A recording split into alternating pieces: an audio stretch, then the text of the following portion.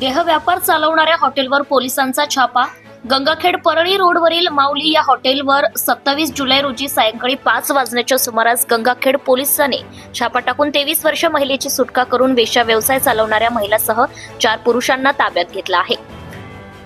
रविवारी रात्री उशिरा गुन्हा दाखल करण्यात आलाय। गंगाखेड परळी रोडवरील या परिसरातील माऊली हॉटेलमध्ये वेश्या व्यवसाय सुरू असल्याची गोपनीय माहिती पोलीस निरीक्षक श्रीकांत डोंगरे यांना मिळाली असता डमी ग्राहक पाठवून शहानिशा करण्यात आली।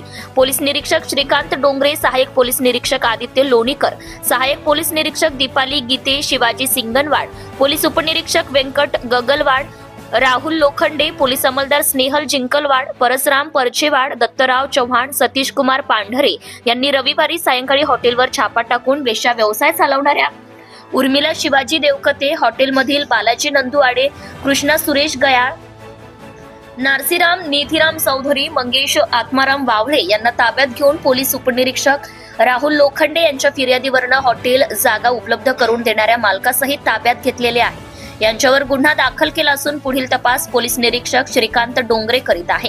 प्रतिनिधी अनिल साळवे, गंगाखेड, धुमाकूळ, महाराष्ट्र न्यूज नेटवर्क। आपल्या परिसरातील ताज्या आणि महत्त्वाच्या बातम्या पाहण्यासाठी आजच आपल्या धुमाकूळ महाराष्ट्र न्यूजला YouTube वर सबस्क्राइब करा आणि बेल आयकॉन प्रेस करा।